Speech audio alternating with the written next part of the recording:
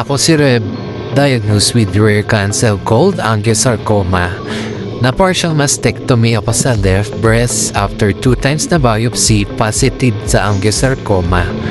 Bilang second opinion na rin, ganun pa rin. At first gusto ng surgeon ko i-undergo ako operation kasi nag-positive margin ako, which means may natira pang tumor.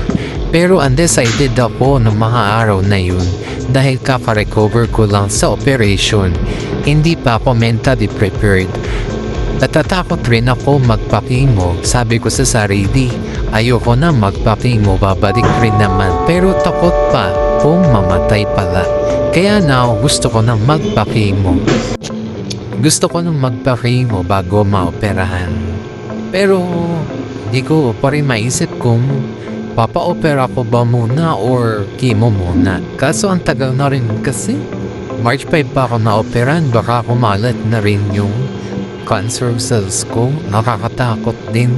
Kaya much better siguro kung ipapakimo ko na muna bago ipa-opera ulit.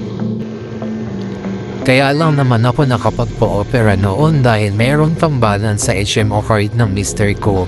Isa pa yun kaya nag-alaman rin ako pa-opera uli kasi limit na HMO ng mister ko. Sa mga panahon na yun, nagpa-second opinion na kami, nakahanap kami ng onco sa ISAB 1,000 per check-up.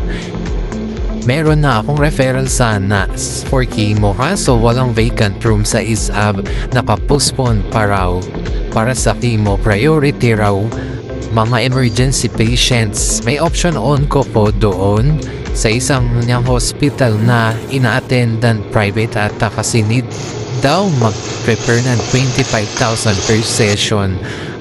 Ang need ko ma-complete is 6 sessions. Saan namin pupulutin na yun? Wala na ang income. Mahina pa yung pag-aapili ko dito sa TikTok. Minimum lang naman sahod ng mister ko. May Lord be with me always to overcome this and heal me and give me miracle.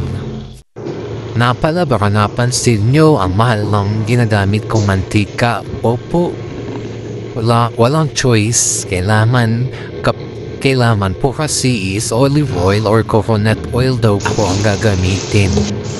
Nung undecided pa ako magpa-chemo, accidentally kong nakilala yung doktor dito sa TikTok na hindi na kailangan magpa-chemo, mas gagaling daw kahit walang chemo. So, tinry ko siya. And then, kaya, sinusunod ko yung mga guidelines niya kung anong kakainin, pati mga herbal na iinumin. Okay naman yung feeling ko, yung unang buwan ko, nawala yung bigat sa lungs ko, kaya feeling ko naman effective tong binigay niyang guidelines sa akin. Kaso worried ako kasi aggressive yung cancer ko, kaya I decided na magpa-chemo na rin po para sa ikaka-peace of mind ko na rin. After nga pala ako ma-diagnose at bago ko gustuhin operahan ulit ng surgeon ko before, pinapet scan muna niya ako. Good news is nag-negative po ako sa PET scan, which means hindi pa kumalat yung cancer cells ko. Sana hindi na talaga siya tuluyang kumalat at gumaling nawa ako talaga. If ever na mag-chemo ako, nakakatakot kasi napaka-aggressive nitong cancer na tumubo sa akin. Sana suportahan niyo po ako. Maraming salamat. Last July pa pala po ako naka-indefinite leave sa work. No work, no pay po ako. Mas minabuti ko na pong mag-leave muna sa work para mag-focus sa health ko. Nagkaroon din kasi ako ng emotional breakdown. Hindi ako makapag-focus. Kulang pa lagi sa tulog.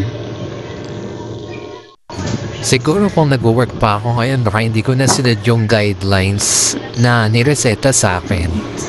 Thankful na rin ako at kahit paano, hindi pa ganun kalala. Hari nawa, hindi pa talaga lumala. Pasama rin po ako sa prayers. Maraming salamat po.